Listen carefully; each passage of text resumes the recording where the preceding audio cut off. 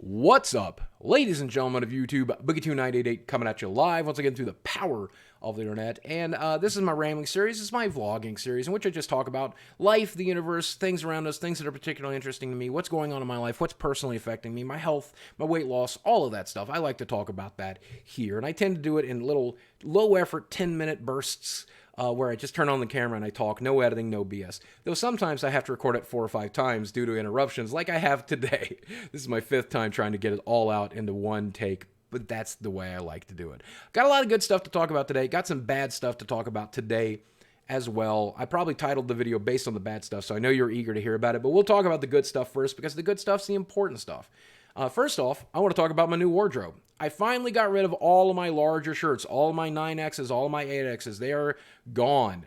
And instead, I'm now wearing some of these nice 5X t-shirts, like this Internet Comment Etiquette merchandise shirt from my friend Eric over there at Internet Comment Etiquette. This is actually, it's a 5X, and I've been wearing it for a month or two now, and it's starting to get loose on me finally, so I'm getting close to the 4X range, which I'm pretty excited about. But I went ahead and bought all brand new shirts. You know me and my collared button downs. I like those, especially with the pocket in front to hold my Nintendo Switch, which everybody makes fun of. And I know it's cringy, but I like to keep it there, or my phone, or sometimes my wallet, because I don't trust my side pockets very much because of these old baggy pants. The pants still aren't here. I will still be wearing my old baggy pants probably to my trip to New York next week, but I'll be wearing a few t-shirts, probably merchandise from folks who sent me merchandise. A lot of YouTubers are like, hey, Boogie, congratulations on slimming down. Here's some merch. I'm so welcome to have it. So glad to wear it in public and so glad to promote people I love here on YouTube and finally being able to do that. When it came to my button downs, though, and most of my clothes, I always got them from a company called King Size Direct. This is not paid promo. This is just a company that I love who was able to clothe me when I was the size of an elephant, and I'm grateful that they exist. Now at 5X, I can pick a lot of places to get clothes from. I continue to get my clothes from there because I want to make sure they are open for those of you at home who might need 6, 7X clothes. I want to make sure that they're available, and I want to keep them happy and in business and so on and so forth. So got a lot of nice shirts from them, and you'll see those in videos coming up. You might have seen them in the last couple of videos, actually, and they already look a little baggy on me, which is good. I always like a loose fit because of the way that I am built. But I needed new clothes to go to New York. New York is next week. It's the YouTube Creator Summit. I got invited. I don't really know why. I'm grateful that they invited me, but I don't really know why. I'm no Casey Neistat. I'm no Philip DeFranco. I'm none of those guys. But those guys will be there, and I'll hopefully get a chance to sit down and talk with them. I'm looking forward to getting new pictures of those guys because my older pictures are me at my biggest, and I don't like those older pictures. So I'll need new pictures with everybody at this Creator Summit and at VidCon this year, and with the fans as well. I want plenty of new pictures of me and my new body. This is the first time, though, I'm traveling without my ex-wife, which has me very, very nervous. And as soon as I get back, I land and I do it again, and then I land and do it again and land to do it again. There's so many trips coming up this summer. I'm very nervous about it, but I'm also very excited. Here's something I realized, though. My friend Jason is going with me for this trip. My friend Jacob is going with me to VidCon. And I've got my friend Chad. I got plenty of people who are willing to take time off of work to go on a mini vacation with me, a work vacation, and help me through those things. So I will be traveling with a companion, and I will have all the help I need. And I also realized something. No matter what city I'm in this world, if I tweet out, hey, this is Boogie, I'm here, I need help, one of you guys I know will come to the rescue. I know one of you guys will show up, and if I need physical help, if I need mental help, I know that those people exist no matter where I am in the world. I am so lucky to have such an incredible support structure, and I'm certainly not someone who's afraid to ask for help. If I ever need help, I know that help is there. What a wonderful, comforting thing. When I realized that, what a wonderful and comforting feeling I had, knowing that you guys are there. Thank you guys for that. Thank you. Even if you never have to act on it, even if you never even think about it, just know that the fact that you exist in cities like New York and LA and Anaheim and all these places I've got to go, San Antonio, knowing that there's helpers out there and knowing that you guys follow me and know that I exist and care brings me all the comfort I'll ever need. So, but that does lead me to the physical aspect of traveling. And this is where the bad news comes in. Well, my lymphedema is still an issue, but it's getting better. My legs are weird now. I can see all of the big veins and the spongy material through the skin as the water leaves, as the fat shrinks. It's really amazing what I've done to my legs. One of these days I'll have to show you with the loose skin and the veins and everything else. It's mind-boggling the way they work. But I went to the doctor yesterday, And it was mostly good news. My diabetes is completely gone still. I'm holding at my current weight at 875. I still got some work to go there. 875 is not, or sorry, 875, 375. 375 is not my goal weight. 375 for a lot of people is their starting weight. I still got plenty of work to do, but I'm glad to be here and glad to be out of 8X shirts and into 5X shirts, and so glad to be recovering and to be where I am. Still plenty of work to do. However, because of my new shrunk size, we were able to finally see what is wrong with my lower back. And it's not good news. It's all permanent damage. I've done permanent damage at this point. There's some mild scoliosis, so that means there's some curvature to the spine, which makes it a little more difficult to move and get around and do the things you need to do.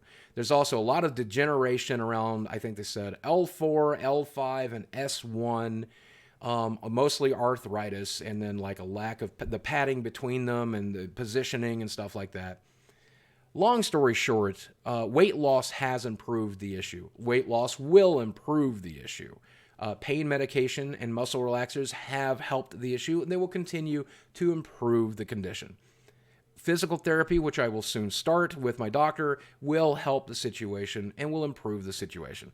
The reality of it is I'll probably be in some level of pain for the entirety of my life. And this back pain has been very defining of the last 7 years of my life, last 6 years of my life. It's been very frustrating. I've been having back pain since I was 25, which I guess would make sense if I had some mild scoliosis back then. I was trying to carry 500 pounds around on it. But, you know, they always tell you to rate your pain on a scale from 1 to 10. And to give you an idea what my 10 level pain is, frequent tooth infections, those are really close to 10s. When they extracted my teeth without anesthesia and without really numbing it well enough, and they had to break them into pieces, that was a nice 10. Another good example of a 10 is when I lost all of the skin on my left leg due to lymphedema, and they had to remove that without anesthesia, without much painkiller. That was a solid, bright, hot 10. Breaking my arm, that was really close to my 10. Those are all in my 10s. This back pain, at its worst, a few years back, was a solid 9 to 10 when I would wake up every day. I was in excruciating pain. With pain medication, with a little bit of back exercise, a little bit of stretching, at my heaviest, even setting, I was still at a 7 or an 8, and trying to get up and walk around would be a 9 or a 10. That's how I ended up in that stupid Mark cart. Also because I was a fat, obese piece of shit, but also because my back could not handle the weight. So if you see me in public moving forward, I'll probably still have to use a mobility cart for a lot of these big events and stuff like that. I hate it, but that's how it is. But these days, with the weight loss, I wake up at about a 7 in pain. And with the back exercises, with the medication, I can get it down to a 3 or 4 on some days. And I'm just so used to pain with the lymphedema, with the backs, with the teeth, all of that stuff. It's just kind of background noise. So it's kind of bad news to know that it's like a permanent condition and it's going to have some issues and it's going to take some work. But it's mostly good news because I know there's room for improvement. And I think that's the right way to approach anything like this in your life. Like, you can throw your hands up and give up when somebody tells you something like this. Oh, I don't care. And that used to be me. I did a very large portion of my life like that. However, now these days I look at it and I say, okay, well, what changes can I make? What improvements can I make? How can I live a better life, a higher quality of life, knowing these things are how it's going to be, right? But this is, I think, is a very important time to lecture you, by the way. Please, again, learn from my mistakes. Please, again, understand the stupid decisions I made and the stupid damage that I did in my body and the stupid price I have to pay for it now, okay? Learn from my mistakes. Do better than I did. Take care of this stuff when you're younger. Do it before the permanent damage sets in. Do better than I did. Let me, at the very least, serve as a bad example and do better than me. That said, I'm looking forward to getting into physical therapy. That's the biggest recommendation. We're going to do physical therapy, and we're going to learn some back exercises, and we're going to work that core. We're going to continue with the testosterone therapy. We're going to get that muscle built up. We're going to make it easier on it. We're going to straighten out that back as best we can. Maybe there'll be a surgery in the future. Maybe there'll be some muscle relaxers and pain relief in the future. Maybe there'll be something that can do it. Maybe there's a shot in the back, cortisone shot, something that'll help. Who knows? But I'm excited to know, finally, after years of wondering, being too heavy to get an MRI, too heavy to get an X-ray, to finally have the answer and know what can be done. And even if it was nothing, it would just be nice to know. But there's still plenty of room for improvement. That said, life is, as always, and I say this all the time, life is a pile of good things and a pile of bad things, right? And you get to choose which pile you focus on. And maybe I'll put this in the pile of bad things over here, or maybe I'll put this in the pile of good things. But I think at the end of the day, it's important that you and I and everybody else do something very important. We work on the pile of bad. We work on the pile of bad. We try to take care of all the things that we can take in that pile and reduce the size of that pile. We work on the pile of bad, but we choose to put our primary focus on that pile of good. If you choose to put your focus on that pile of good, even if there's very little here, even if there's only one tiny, tiny thing going right, your dog, or a good TV show, or a part-time job, or just something, one tiny little good thing here, and this is a monstrously huge pile. If you choose to focus on the good, that's how to live a happy life, a quality life. Especially if you're the kind of person that has something that's permanent, something that's bothering you, something that's there that's going to mess with you for the rest of your life, or something that you can't fix, or something that other people don't understand about you. If you focus on the good aspects of your life, you lead a good life. And I'm choosing to do that, and I hope you choose to do it too. That said, guys, as always, thanks for letting me whine. Thanks for letting me complain. Thanks for indulging this. Thanks for watching this video. Right now, some of the videos on my channel are doing great. Some of them are not. The good news is the YouTube Creator Summit is next week. I'll get a chance to talk to them and figure out what's going on with my channel and figure out, stuff like that. But I do have a question for you. If you made it all the way to the end of this video, I want you to let me know in the comment section below. Have you been watching the previous videos? Have you seen them uploaded? Have they been of interest of you? Are they not of interest of you? What videos are of interest of you? Be kind, but be critical. Be kind, but be critical. Criticism can be kind. Let me know what I'm doing right and what I'm doing wrong in the comment section below. I'm going to read as many of those comments as I can. I want to know what videos you want to see uploaded. What do you want to see more of? What do you want to see less of? Let me know. I'm always eager to hear it because I want to make sure that this channel is awesome. And I'm not one of those people that complain. A lot of YouTube creators, when they start to burn out, when the tide turns, they complain. I'm not here to complain. I've got 100,000 people watching my videos right now, and I'm so grateful for it. Maybe one day it'll be 10,000. Maybe one day it'll only be 1,000. Hopefully I'll have enough sense to continue to do it and enjoy it, and if I'm not enjoying it, do something else, But I think I'll always be here creating videos. I'll probably eat my words at some point. I'll probably make a bunch of whiny videos when I'm down to 10,000 views per video. I know that I will.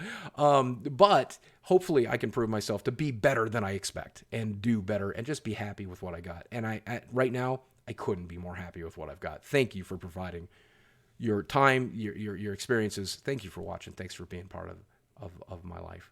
Guys, thanks for watching. I love you very much. I'll speak with you again.